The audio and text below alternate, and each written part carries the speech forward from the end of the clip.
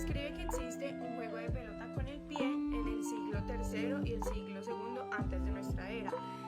Un juego llamado, donde se utiliza una pelota de cuero rellenado con plumas y pelos, tenía que ser lanzada con el pie a una pequeña red. Japón. Un juego de pelota llamado Kemari se menciona por primera vez hace unos 1400 años. Este era un juego de habilidad del propio juego anterior que hacía en China. Ahora, Grecia y Roma. Los egiptos griegos era un juego parecido al fútbol. Dice que los jugadores por equipo cuya misión era pasar la línea contraria tantas veces sea posible. Fueron los griegos los que idearon un balón relleno de aire. Ahora, en Europa, el fútbol floreció en Inglaterra y en Escocia, pero también Irlanda y Gales. Una gran popularidad tuvo este deporte, tanto que ni las autoridades pudieron prohibirlo. Y por último, Islas Británicas. En el año 1314, el alcalde de Londres prohibió el fútbol. Su pena era de cárcel a causa del ruido que ocasionaba. El rey Eduardo III promulgó un decreto para eliminar el fútbol. Ahora hablemos de la personalidad en el fútbol. Una de las características fundamentales de este deporte es que cada jugador desempeña una posición táctica dentro del campo de juego que se identifica en 4 categorías principales: los porteros, delanteros, defensas y centrocampistas. Estas 4 categorías se caracterizan también por tener sus determinados estilos de personalidad, de acuerdo a una serie de disposiciones estables de respuesta que son los rasgos y que se definen como las tendencias globales que tiene cada jugador en particular a emitir una u otra clase de respuesta que determina su conducta y sus pensamientos característicos. Es decir, cada jugador, dependiendo de sus rasgos de personalidad, estaría predispuesto a responder de manera igual o similar ante diferentes tipos de estímulos. El conocimiento de la personalidad del jugador de fútbol debe ser acorde con la posición que desempeña. Podría ayudar a mejorar el rendimiento del equipo en general y se podría seleccionar al jugador para cada posición específica, tomando en cuenta no solo sus habilidades físicas, sino también sus rasgos de personalidad que permitirán que un jugador determinado funcione mejor en una posición que en otra. Emociones. El fútbol genera diferentes y variables emociones tanto en los propios jugadores como en los aficionados de los equipos. Nosotros hemos identificado y clasificado lo que consideramos que son las 6 emociones habituales que se dan en los partidos. Esas 6 son euforia, frustración, tristeza, locura, pasión, y estos se pueden presentar en los jugadores como en los aficionados. Ahora, ¿cómo podemos ayudar las emociones al rendimiento futbolístico?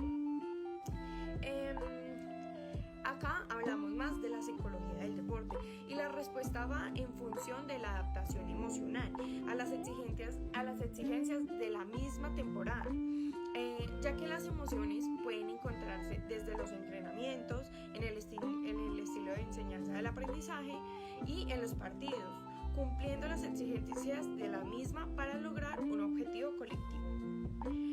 Por lo que una buena ejecución de la técnica y de la estrategia planteada por el entrenador depende de una buena regulación emocional.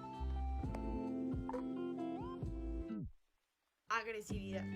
La agresividad va de la mano con las emociones, pues la agresividad, la violencia, la ira, entre otras, hace parte de las emociones. La agresividad sería una cadena de conductas en las cuales se involucran conductas de defensa, ataque, lucha, defensa y huida. Estas condiciones se cumplen durante un partido de fútbol, en donde el entrenador planea la estrategia a desarrollarse en un encuentro de acuerdo a las características del equipo contrario y de las cualidades de los jugadores. planea la forma en la cual se ha de atacar el equipo contrario y en la cual se ha de defender de sus ataques. Y hay otro componente, el jugador número 12, o mejor llamado como el público. La afición en el estadio también juega y lo hace animando a su equipo favorito a través de los gritos, cantos, porras, etc. O ejerciendo presión social en el cuerpo arbitral para que marque una falta o insultando, abuchando a los jugadores del equipo contrario durante la posesión del balón. Se puede considerar como factores facilitadores que la manifestación de conductas agresivas y violentas, pues de la presencia de miles de aficionados, puede ser por la ingesta de bebidas alcohólicas, la presencia de simpatizantes del equipo contrario, carencias económicas, afectivas y sociales. Las sanciones por parte de las autoridades correspondientes para controlar las conductas agresivas y violentas han incluido el veto de los estadios, multas económicas a los dueños de los equipos, suspensión de los jugadores y sanciones administrativas a los participantes o penas corporales dependiendo de la gravedad de las acciones cometidas. Ahora hablemos de la ansiedad en el fútbol. De todos los aspectos que condicionan la mentalidad, la fortaleza psicológica de un deportista, quizá uno de los más influyentes y que más pueda modificar el rendimiento deportivo es el que conocemos como ansiedad. Dicha variable psicológica está presente en todos los planos y situaciones que rodean a la práctica. Bien nos referíamos a entrenamientos o bien a competiciones oficiales, es decir, el partido en sí. Se podría considerar la ansiedad como una respuesta anticipatoria que se activa cuando el sujeto se encuentra en una situación que considera retadora, amenazante o novedosa, y ante la cual la persona en cuestión no se identifican los recursos suficientes para dar respuesta de manera efectiva ante la demanda. Los efectos que puede tener el deportista son tales como dificultad de concentración, alteración o toma de decisión errónea y lenta, atención defectuosa, desequilibrio de la energía corporal, aumento en fallos no forzados, fatiga y sensación de ahogo, entre muchas otras. Como es fácil observar, las consecuencias de una mala gestión de la ansiedad no son para nada beneficiosas a la hora de alcanzar el éxito deportivo. Si nos centramos en la realidad de los futbolistas, ellos se mueven constantemente a situaciones en las que su rendimiento está sujeto a una evaluación y en las que tienen que demostrar un buen desempeño. Si miramos los entrenamientos, la evaluación es por parte del cuerpo técnico en comparación de sus compañeros para ganarse el sitio en el 11 inicial. Si bien nos fijamos en los partidos y la medida se la toma el rival con el cual se comparte el mismo objetivo, que es la victoria. Y como última, todas las situaciones están impregnadas por una constante competición interna que tiene todo deportista que se aprecie la autosuperación. El deportista tiene un rival al que quiere vencer y asimismo quiere seguir avanzando y mejorando. Tras la reflexión de las diferentes situaciones en las que el rendimiento está sujeto a análisis y a prueba, es fácil entender que la habilidad de manejo de ansiedad es crucial y que no juegue en contra a la hora de rendir en el campo. Por ello, la psicología presta diferentes herramientas que ayudan al futbolista a encarar esta demanda de manera más exitosa posible. Ahora, entonces, ¿qué factores o qué puede producir la ansiedad?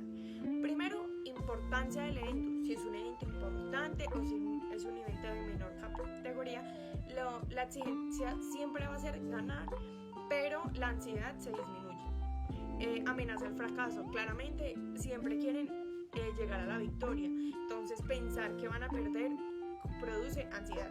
Situaciones novedosas o desconocidas, ya sea en un jugador o una actividad.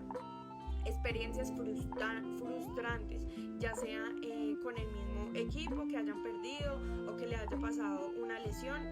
Cuando se vaya a presentar con el mismo equipo va a tener esa ansiedad.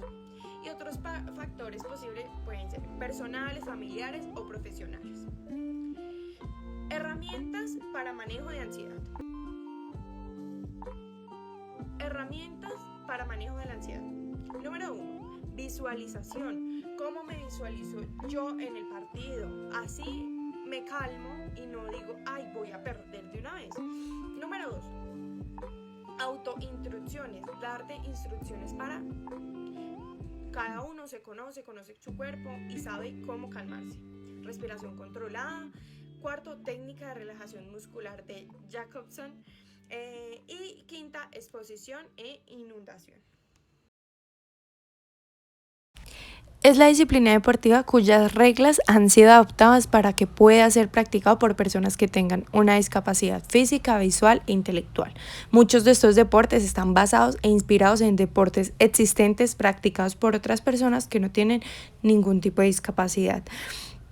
Aunque también ciertos deportes fueron específicamente creados para personas con discapacidad y sin tener equivalente en algún deporte para personas válidas. Se refiere a los actos dañinos dirigidos contra una persona o un grupo de personas en razón de su género.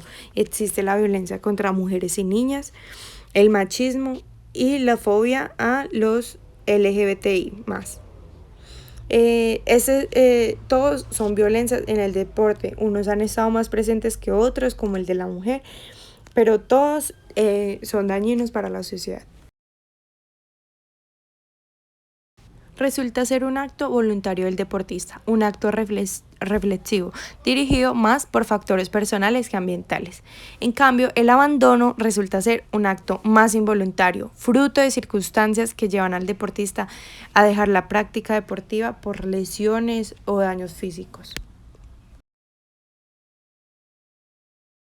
El deportista puede abandonar el deporte motivado por lesiones, malestar o alguna otra justificación que le permite encubrir estados de ansiedad y estrés elevados. Un ejemplo de trastorno relacionado con la práctica deportiva es la conducta de evitación. Este es un trastorno caracterizado por la incomodidad social y la tendencia a evitar el contacto interpersonal.